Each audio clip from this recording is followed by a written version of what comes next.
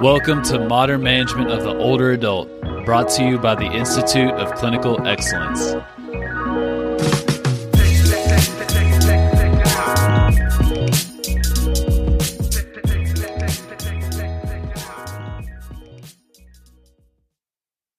Hello everyone, good evening.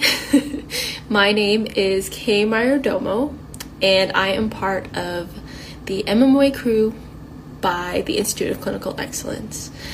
Before I start, I just wanted to give you guys a little plug about our upcoming courses. Essential Foundations begins April 26th and Advanced Concepts begins May 4th.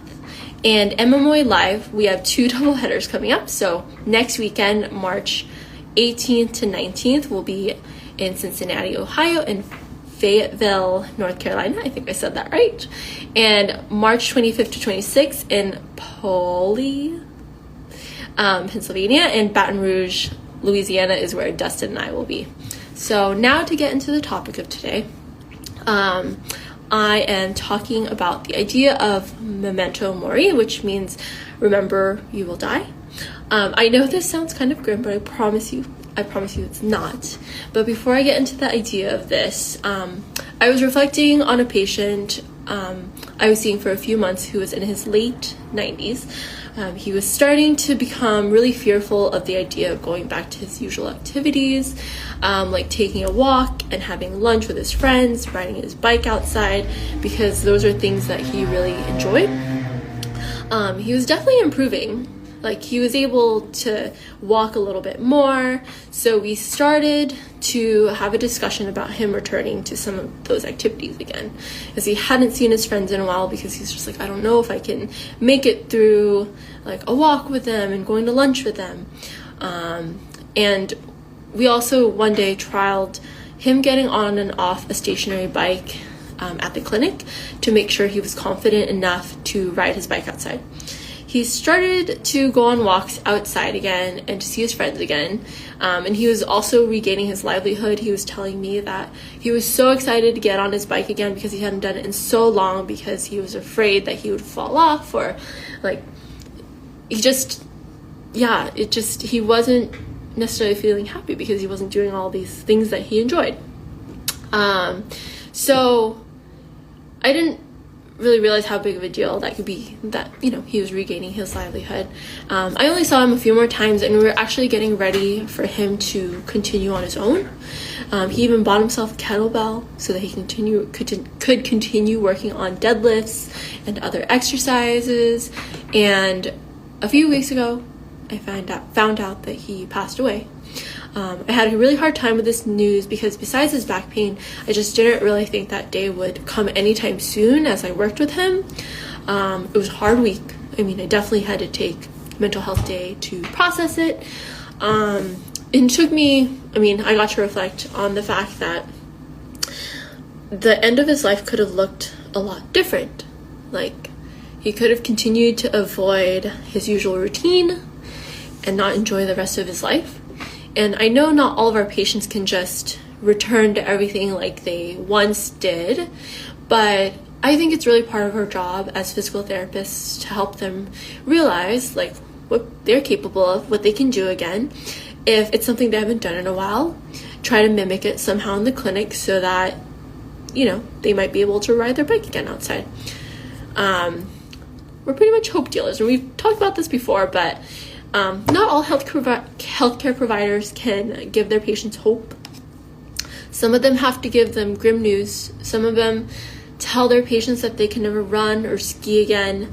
And if you're a healthcare provider, I really want you to reflect on what tests and measures do you do, and what just activities do you mimic them doing, that you go through with your patients to assess their readiness to return to certain activities. If you're drawing a blank, then I would definitely urge you to reconsider your request for that patient in front of you if you're telling them not to do something. Life is meant to be lived, and if we're spending our time telling our patients what not to do, to constantly be careful instead of giving them guidance on what to do, we're doing them a disservice, and we're preventing them from truly living their lives.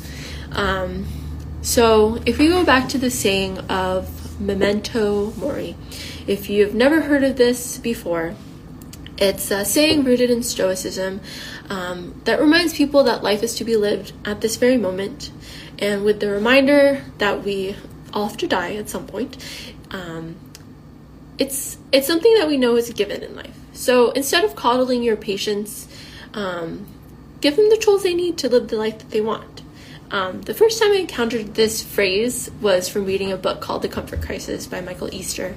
In the book, he speaks about his experience in Bhutan, where their culture embraces the idea of death, and you can pretty much see it all around their country. Unlike the West, it's not something that they hide. They don't even hide it from the kids. They kind of all just embrace the idea of death. In Bhutan, when someone passes away, there's a 49-day mourning period that involves certain rituals, pretty much to ensure that the deceased has a smooth rebirth. And on days 7, 14, 21, and 49, after the death, the loved ones of the deceased do prayer flags and perform rituals to ensure that the deceased has a smooth transition into their new lives.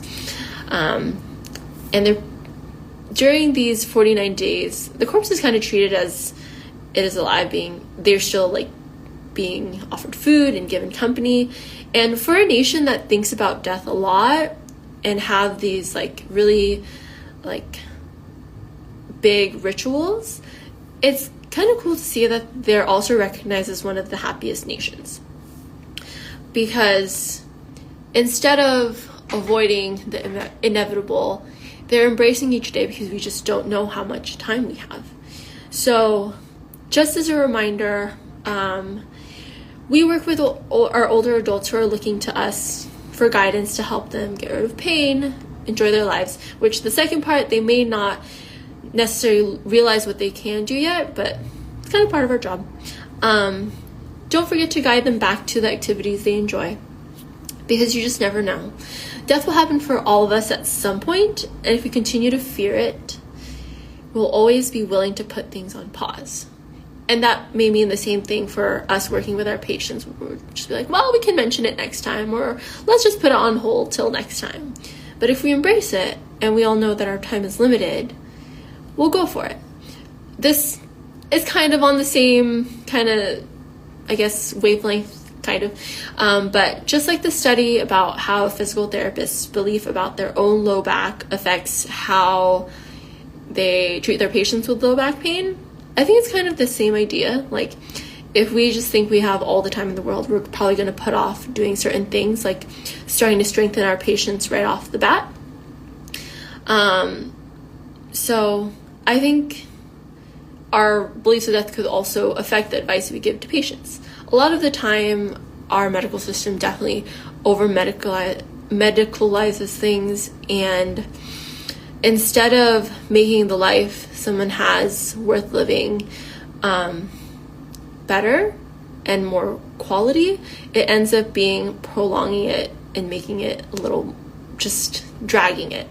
So at MMOA, we really embrace the idea of teaching people how to fall. We embrace the idea that to change something, we need to challenge our patients, not coddle them. So if this idea of death, the Stoic belief that we have to remember that we will die, then we should not only preserve our patients' lives, but make their lives worth living. Because if we don't do that in this very moment, then when are we going to do that? So that's all I have for you guys today. Thank you for listening, and I will see you all again soon. Bye. Thank you for listening to the MMOA podcast. If you found this helpful, please share with someone that could benefit. And if you're looking for more practical content to help you better serve older adults, head over to www.mmoa.online, where you can learn more about our free resources, our community, continuing education courses, and our certification. Once again, that's www.mmoa.online. Thanks for listening.